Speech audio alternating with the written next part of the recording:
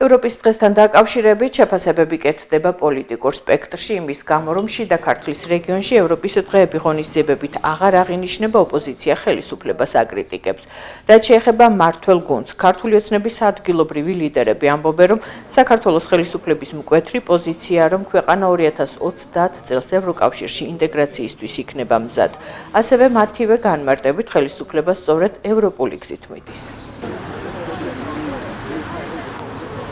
მნიშვნელოვანესი არის, რომ იმ ქვეყნებს, რომლებსაც აქვთ აქცენტი და მიზანი აღებული ევროპისკენ, ევროპის კავშირში გაწევრიანებისკენ, ესეთი სიმბოლური დღეები განსაკუთრებულად იყოს აღნიშნული და მნიშვნელობა აქვს იმას, რომ ამ დღეების ფარგლებში რაც შეიძლება საზოგადოების მეტი წარმომადგენელი, საზოგადოების სფეროების მიხედვით იყოს ჩართულები. ოცნებას აქვს გადაწყვეტილი, რომ საქართველო გახდეს რუსეთის შემადგენელი, რუსეთის იმპერიის შემადგენელი ნაწილი. ქართულ ოცნებას აქვს გადაწყვეტილი, რომ საქართველო გახდეს იზოლაციაში, აღმოჩნდეს იზოლაციაში, საქართველოს უარი თქვას, საქართველოზე უარი თქვან დასავლეთმა და ამ ფონზე ისინი ყველაფერს აკეთებენ, რომ მსგავს აქტივიზმს ხელი შეუშალონ.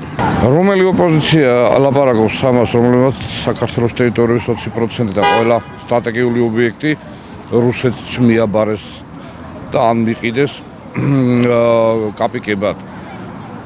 ამ ხომასთან დაკავშირებით სერიოზული კომენტარი გაკეთება არც მიმაჩნია მიზანშეწონილად.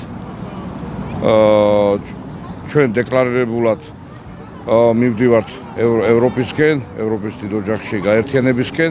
ამისთვის ჩვენი ხელისუფლება აკეთებს ყველაფერს. ევროპის დღესაც, რა თქმა უნდა, ჩვენ უერთდებით დეკლარირებულად, მათ შორის საქართველოს მთავრობა დღესაც მიულოცა ქვეყანას და ყველას ევროპის დღე საქართველოს მთავრობა ოფიციალურ გვერდზე და რიღათი გამოიხატება ეს, რომ ჩვენ არ აღნიშნავ და არ ვაფასებთ ამ დღეს.